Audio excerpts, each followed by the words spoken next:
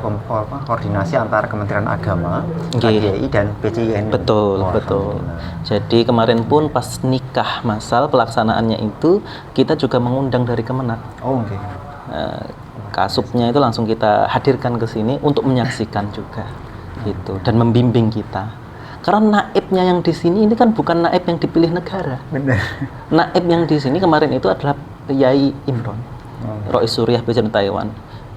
Itu ya harus di training dulu kan, karena kalau di sini tuh namanya bukan naib ya, namanya PPNLN, petugas pencatat nikah luar negeri, kayak gitu. Jadi Yai Imron itu adalah orang yang ditunjuk oleh PPNLN untuk melaksanakan ijab kabul.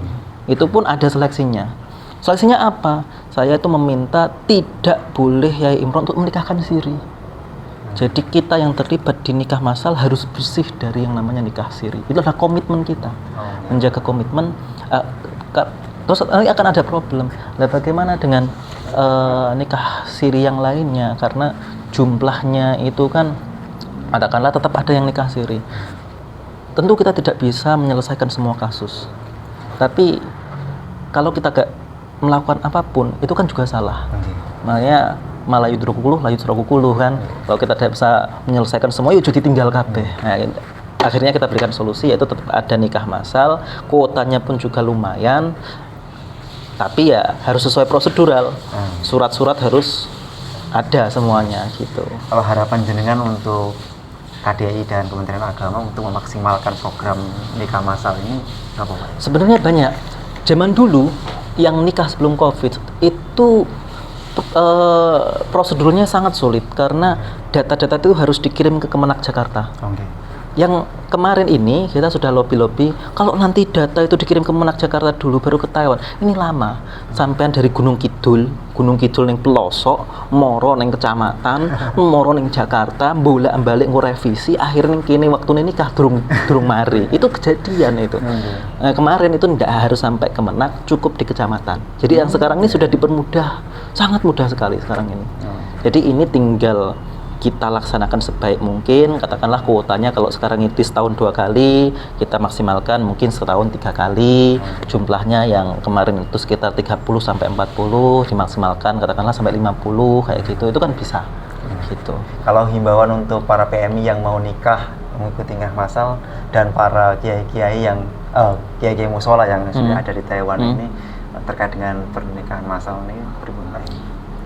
Gini, banyak alasan nikah itu untuk menghindari zina. Padahal menurut saya pribadi bahwa nikah itu tidak hanya sekedar itu. Ketika kita berkomitmen untuk berangkat ke Taiwan, itu kita tahu bahwa potensi-potensi masalah itu pasti banyak. Dan komitmen ketika kita nikah di sini itu pemenang di keluarga di Indonesia itu kasihan. Artinya kita ketika berangkat ke Taiwan ini benar-benar untuk berjihad kepada untuk menghidupi keluarga, itu yang harus kita pegang. Artinya bagi teman-teman yang menikahkan, hati-hati juga ketika menikahkan, yo nek bener, yo nek kleru, kita nggak pernah tahu. Bagi teman-teman yang mau menikah, nikah ini kalau bisa satu kali seumur hidup, jadi nikahlah dengan yang sebaik mungkin, sehikmat mungkin, dan kalau bisa langsung tercatat agama, jadi agama dan negara, jadi ya harus nikah secara resmi gitu. Nikah resmi tidak bisa di Indonesia, di sini sudah ada nikah masal. Prosedurnya memang harus ngurus N1, N2. Kalau yang sudah nikah harus melampirkan akta cerai macam-macam, itu ikuti saja. Toh ketika di Indonesia mau nikah ya sama saja. Prosesnya juga seperti itu. Gitu. Artinya kalau menikah pikirkan juga tentang masa depan anak. Gitu. Terkait dengan pernikahan masal, saya rasa demikian teman-teman semuanya. Nah, ini saya akan masuk ke pertanyaan selanjutnya, topik selanjutnya.